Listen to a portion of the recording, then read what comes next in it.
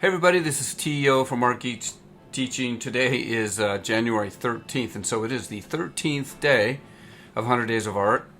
Today we're going to look at creating some prompts with ChatGPT to use in Midjourney that we can use to showcase our art in situ in beautiful, gorgeous interior design spaces. Here we go. All right, first, I'm just plugging in this prompt here. Says I'm an artist specializing in abstract realism, wildlife, and large abstract landscapes, blah, blah, blah. I'm gonna hit go, see what it does for me. A lot of times they're gonna be too wordy, and so I'll just see what happens with them.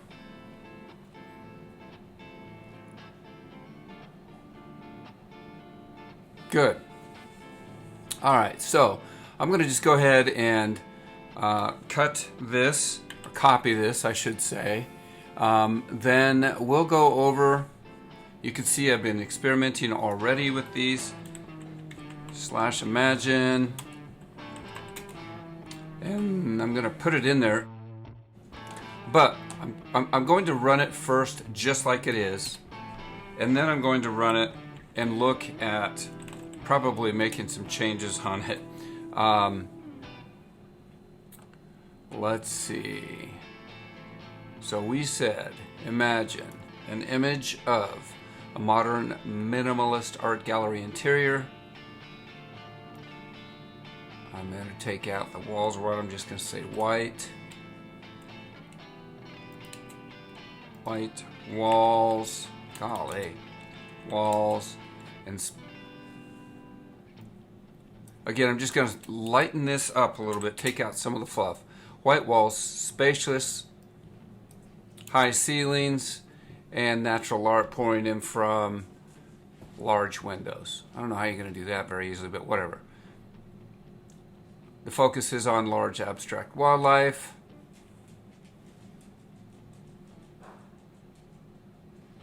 All right, I just shortened it up just a little bit. We'll see if it makes any difference. First one's actually pretty good. Let's take a look at that. Well, maybe if it'll let me. Yeah, here we go. We'll open it in the browser. Not too bad.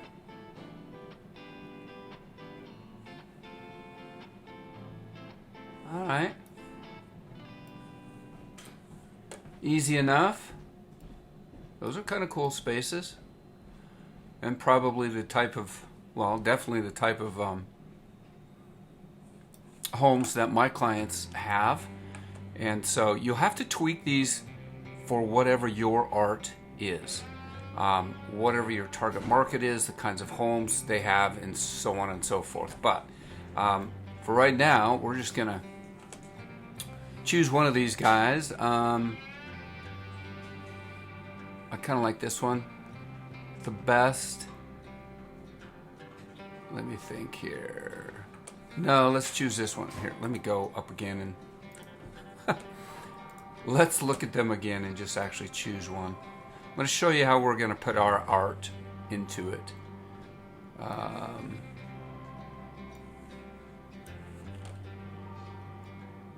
Yeah, I actually kind of like this one here the best, so we're going to choose it. We're just going to go ahead and up-res. This is number 1 here, number 2, number 3, and number 4. So we're just gonna up-res or upsize number 2 here. All right, click on number 2. It's gonna go ahead and do that. In the meantime, we'll go ahead and look at the other one it created for us. Nice. Like this one, I can feature more than one piece. I could actually put 3. That's kind of cool. This one you can put 3. I do like that. A little more modernish maybe than, well, no, not really. We're gonna work with that other one first. Okay, and then I think there was one other. Yep, we're gonna use this one, Urban Loft and Elegant Art Deco Salon. We're gonna see what we come up with that. Copy it. slash imagine. And I'm just going to use it just as it is.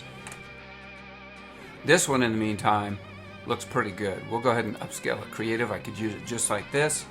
We're going to let it do a little bit of work for us. Okay, contemporary urban loft.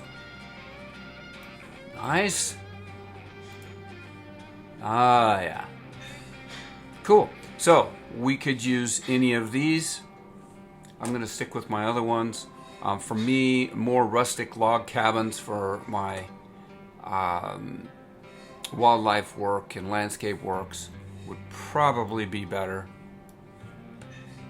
That's nice. Nice big piece there. Kind of cool. All right. And this can replace the in situ app if you use that. The in situ app, I think it's only, I want to say it's $5 or something. But this, I could do a whole bunch of these in a really short period of time and not have to pay that $5 a month fee anymore. You know, again, it's not that much money, but this actually is more fun. And if you use if you spend very much time in this, then I could see where it might be helpful to still use the in situ app. All right, I'm going to open this one again in browser.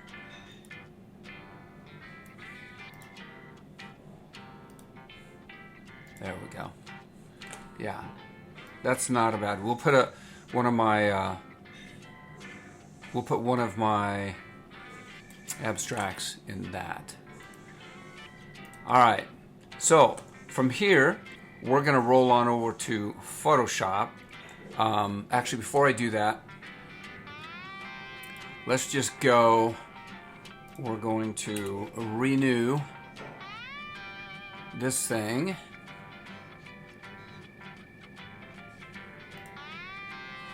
There's my image. And it tells me the prompt there. I'm just going to go ahead and download that image. There it is.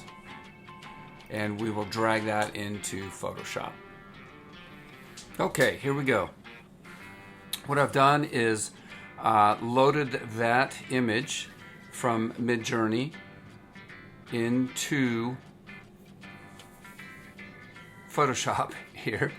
Let me just start from scratch here. I'm going to get rid of some stuff here. Let's go to downloads. Downloads. I'm going to grab these 3 images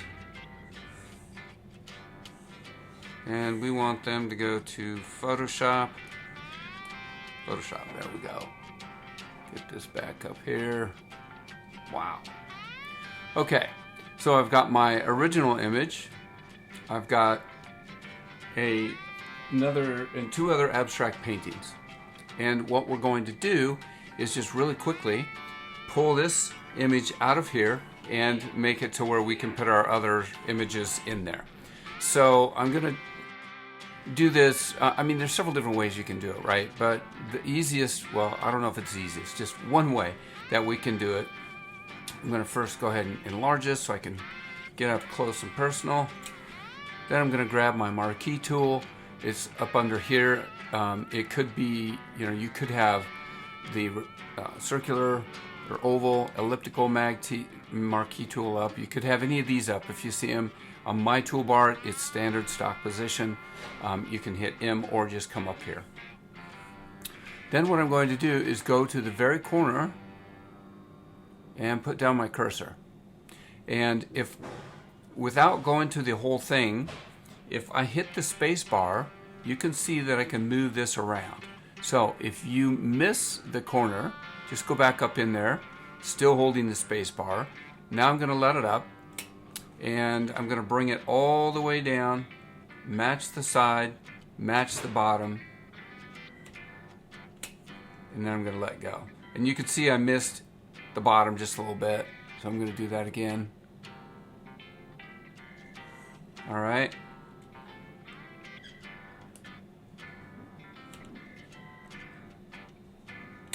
All right, there we go. From there, I just want to make a layer with this, so I'm going to right click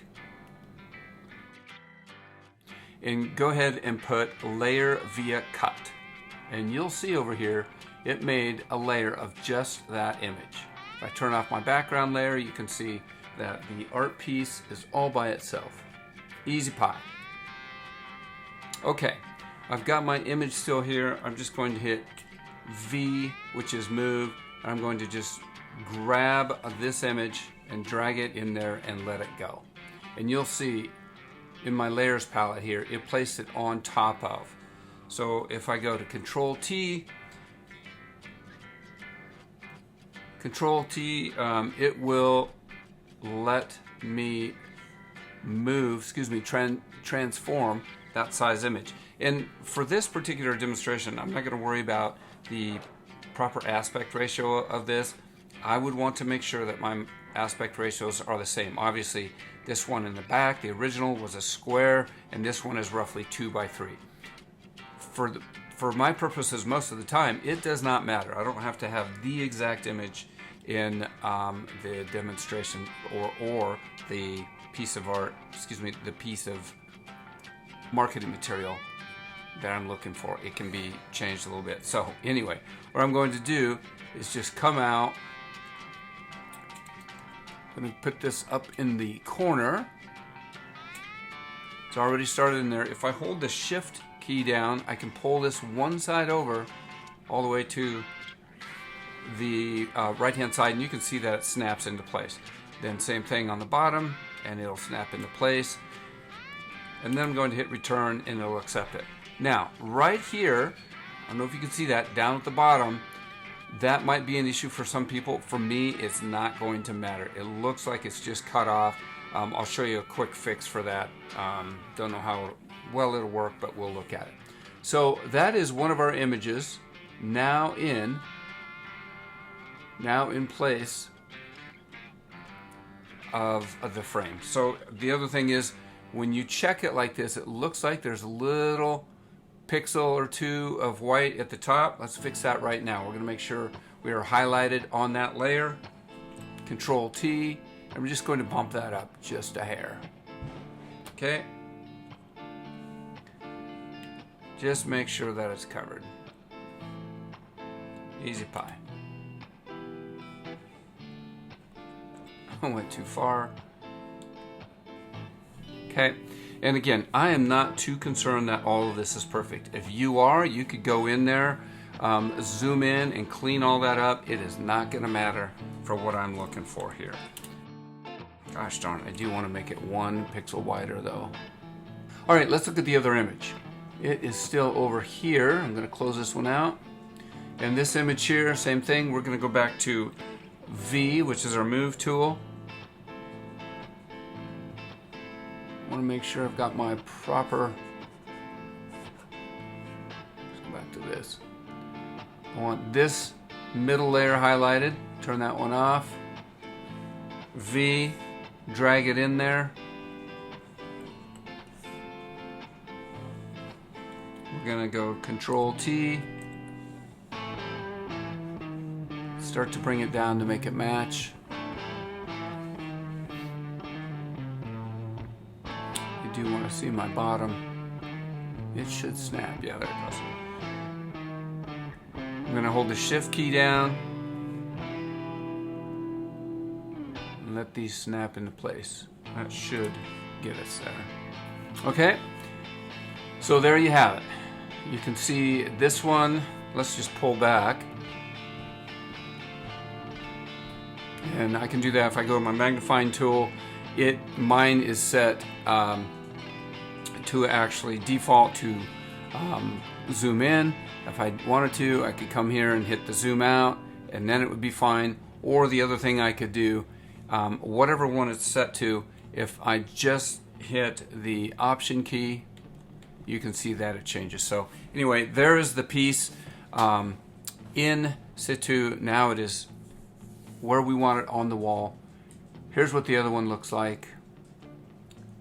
Okay, turn that one off. That's what the other one looks like. And you can see that that little piece of flower or plant there doesn't bother me at all. So that is it. You've got 2 different images in there. You could just as easily handle a whole bunch of them. In fact, what I might do is just go in and, again, if that bothers you, if you had a lighter image, it might make a difference for you, but you can fix it in a number of different ways. So there you have it. Very quick, very easy way to put your work in situ of various nicely generated interior designs.